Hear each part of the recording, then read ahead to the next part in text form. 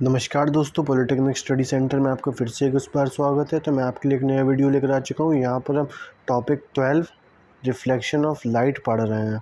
Reflection of light में मैंने आपको सारे टॉपिक क्लियर करा दिए थे, कवर करा दिए थे। अगर आपको समझ में नहीं आ रहा है मैं क्या बोल रहा हूँ, तो आप मेरी एक बार प्लेलिस्ट चेकआउट कर सकते हैं। वहाँ पर मैंने इसका जो न्यूमेरिकल पोर्शन है वहाँ पर मैं शुरू कराने वाला हूँ, लेकिन मैंने इसका थ्योरेटिकल पोर्शन मैंने पहले ही कवर करा दिया है, करीब डिटेल्ड 15 से 20 मिनट के वीडियोज़ में, जहाँ पर मैंने इसकी करीब 8 से 10 क्लासेस ली हुई हैं। तो उसमें आपको अच्छी से चीज़ें समझ में क्लियर हो जाएंगी, आ जाएंगी, तो आप उनको देख लीजिए। मैंने आपको इन सब चीज़ों के बारे में समझा दिया था। एक बार आप देख लें लाइट के बारे में कि लाइट, मैंने आपको बताया था लाइट क्या होती है, इल्यूमिनेटिंग बॉडीज़ क्या होती हैं, स्कैटरिंग ऑफ लाइट क्या होती है, प्लेन सरफेस से reflection, law of reflection, mirror images का फॉर्मेशन, ये और प्रिंसिपल फोकस। अगर मैं आपको बताऊं इस शॉर्ट नोट में, आपको इन सब चीज़ों का मैं एक आपको विस्तार से चीज़ें समझा दूं सारी, तो बेसिकली क्या है, लाइट सबसे इम्पॉर्टेंट चीज़ है, आपको देखना पड़ेगा। लाइट हमें चीज़ें विजिबल करने में हेल्प करती है। लाइट हमें as a source of energy use कर सकते हैं हम उसको। ये एक इलेक्ट्रोमैग्नेटिक ट्रांसवर्स वेव होती है जिसकी स्पीड ऑफ लाइट वाटर में 2.25 इंटू 10⁸ मीटर पर सेकंड होती है, और हमारी वैक्यूम में 3 इंटू 10⁸ मीटर पर सेकंड। जैसे जैसे मीडियम डेंस होगा वैसे वैसे इसकी स्पीड बढ़ेगी। तो यहाँ से हमको ये कुछ चीज़ें पता चली लाइट के बारे में।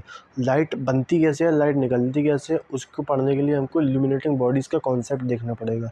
इल्यूमिनेटिंग बॉडी सबसे आसान होती है सन यानी कि जो हमारी डे टू डे लाइफ में जो भी हमको दिन के टाइम पे रोशनी देखने को मिलती है, वो हमारी रोशनी हमें सन से ही प्राप्त होती है। सन अपने आप में एक इल्यूमिनेटिंग बॉडी है। इल्यूमिनेटिंग बॉडी यानी कि वो बॉडी जो इल्यूमिनेट कर रही है लाइट को। स्कैटरिंग ऑफ लाइट क्या होता है, स्कैटरिंग यानी विक्षेपण। मेरे को एग्जैक्ट वर्ड तो नहीं पता हिंदी के, लेकिन जैसे यही कहते हैं, तितर बितर हो जाना लाइट का।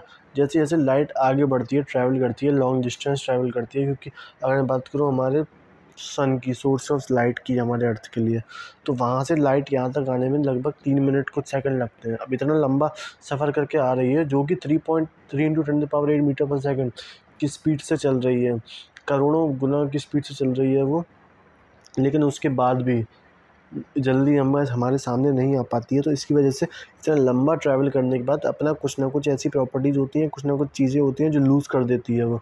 तो इसी को हम कहते हैं स्कैटरिंग। स्कैटरिंग क्या होती है, वाइट, इसको स्कैटरिंग और डिस्पर्जन में आपको अपने अंतर पता होना चाहिए। डिस्पर्शन क्या होता है, वाइट लाइट का अपने 7 कंस्टिट्यूएंट कलर में टूट जाना डिस्पर्जन कहलाता है। अगर मैं बात करूँ किसकी, हमारी स्कैटरिंग की, तो स्कैटरिंग का मतलब है लाइट का इधर उधर बिखर जाना। इसका मतलब कैसे भी हो सकता है, इसको हम लॉन्ग डिस्टेंस में ट्रैवल करा के लाइट हमारे तक नहीं पहुंच रही है तो वो स्कैटर हो गई है, इसलिए नहीं पहुंच पा रही है। अगर हमारे पास सन से लाइट आ रही है लेकिन हमारे तक नहीं पहुंच रही है, तो वो क्यों हो रही है, क्योंकि लॉन्गर वेवलेंथ की लाइट जो है वही बची है, जो हमारे तभी में विबग्योर के हमें सिर्फ रेड, येलो और ऑरेंज देखने को मिलता है। क्योंकि होराइजन के टाइम पे शाम के वक्त और सुबह का वक्त हमको यही देखने को मिलती है, क्योंकि इस टाइम होराइजन पे होता है और अपना जो लाइट होती है वो फारदेस्ट डिस्टेंस ट्रैवल करती है इस टाइम, इसीलिए हमको ऐसा इफेक्ट देखने को मिलता है। अगर मैं बात करूँ आगे की, तो यहाँ पर मैंने रिफ्लेक्शन बाय प्लेन सरफेस पढ़ा था। प्लेन सरफेस पे अगर लाइट आएगी तो कैसे बाउंस बैक करेगी, या मैंने ये भी बताया था आपको कि अगर आपको यहाँ पर लाइट का रिफ्लेक्शन मैंने आपको बता दिया। यहाँ पर एक परपेंडिकुलर ड्रॉ करते हैं, इसको हम क्या कहते हैं, नॉर्मल। ये होती है हमारी इंसिडेंस लाइट, ये होती है रिफ्लेक्टेड लाइट। यहाँ से बनने वाला एंगल आर कहलाता है, यहाँ से बनने वाला एंगल आई कहलाता है। और ये यहीं से हमारे लॉज ऑफ रिफ्लेक्शंस निकल कर आते हैं। और लॉज रिफ्लेक्शन में हम कुछ नहीं पढ़ते हैं, बस हमारे 2 ही लॉ हैं जो मैंने आपको बताई दिए अभी। कि पहला लॉ तो मैंने आपको बताया कि जो नॉर्मल है यानी परपेंडिकुलर, इंसिडेंस रे और reflected ray all lie in the same plane. Same plane यानी कि ऐसा है तो ऊपर ही सारा काम हो रहा होगा हमारा, ये नहीं अंदर घुस गए या कहीं बाहर अपने और डायरेक्शन में चलेगा किसी। तो इसी को हम कहते हैं कि all lie in the same plane.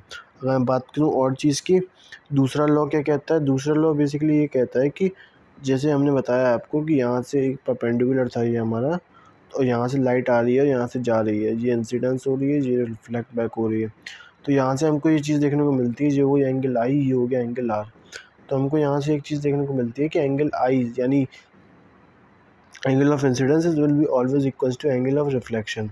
ये जो एक रिलेशन होता है ये काफ़ी इंपॉर्टेंट होता है, काफ़ी सारे न्यूमेरिकल क्वेश्चंस में निकल कर आता है हमारे लिए। और जब अगर आप आगे रिफ्लेक्शन पढ़ेंगे रिफ्रैक्शन, तो वहाँ पर भी आपको यही चीज़ देखने को मिलती है। और रिफ्लेक्शन का सबसे एक इम्पॉर्टेंट कॉन्सेप्ट होता है जिसको आप डे टू डे लाइफ में देख सकते हैं। वो कहाँ यूज़ होता है, जैसे कि अगर मैं बोलूँगा तो आपको हाल क्लिक हो जाएगी वो चीज़ कि जब भी हम एक स्टिक को, वुडन स्टिक को या किसी को भी हम पानी के अंदर डालते हैं तो हमको ऐसा लगता है टेढ़ी हो गई है, थोड़ी ऊपर आ गई है वो, लेकिन ऐसा कभी होता नहीं है। वो बेसिकली ये होता है कि स्पीड ऑफ लाइट वाटर में अलग होती है, रेयर टू डेंसर जाती है तो स्पीड ऑफ लाइट चेंज हो जाती है। वो कैसे होती है तो हम उसे रिफ्रैक्शन के कॉन्सेप्ट में समझेंगे जो आपके में नहीं है। तो आप यहीं से समझ लीजिए कि जब भी डेंसर से रेयरर में जाएगी तो टुवर्ड्स द नॉर्मल आएगी, और जब भी डेंसर टू रेयरर आएगी तो वो अवे फ्रॉम द नॉर्मल चली जाएगी। इसकी वजह से हमको कम ज़्यादा ऊपर नीचे हमको वो डंडी देखने को मिलती है, लेकिन वो जाती कहीं नहीं है, बस हमारी इमेज फॉर्मेशन जो हो रहा है उसका मीडियम की वजह से वो चेंज हो रहा है। इसकी वजह से हमको चेंज ऑफ लाइट में देखने को मिलती है, speed of light. Mirror basically क्या होता है, मिरर हम डे टू डे लाइफ में यूज़ करते हैं। कॉन्वेक्स होता है, कॉनकेव होता है, खुद को देखने के लिए यूज़ करते हैं, और बहुत सारे डिफरेंट पर्पज़ में यूज़ कर सकते हैं। एक साइड से ये क्या होता है, पूरा पॉलिश्ड होता है, एक साइड से हम उसको यूज़ करते हैं।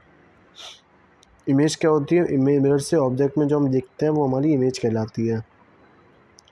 रिफ्लेक्शन और स्फेरिकल मिरर कॉन्सेप्ट बहुत एक वास्ट कॉन्सेप्ट है अगर आप ध्यान से देखें तो, क्योंकि यहीं से हमारे कॉन्वेक्स कॉनकेव निकल कर आ रहे हैं अगर आप ध्यान से समझने की कोशिश करें तो। अगर मैं बात करूँ इसकी, अगर मैं यहाँ से इसे दो भाग में विभाजित कर दूँ, ऐसे और ऐसे, तो ये यहाँ पे ऊपर यहाँ पर पॉलिश्ड है, ये यहाँ पे ऐसे यहाँ पर पॉलिश्ड है। अगर मैं देखूँ तो यहाँ पर हमारा एक निकल कर आया, ये हमारा हो गया क्या, कॉनकेव लेंस, कॉनकेव मिरर। और अगर मैं बात करूँ दूसरे वाले की तो वो हो गया हमारा कॉन्वेक्स लेंस। तो ये सब चीज़ें हमें यहाँ पढ़ी थी, मैंने आपको छोटा सा रिवीजन दे दिया इसको।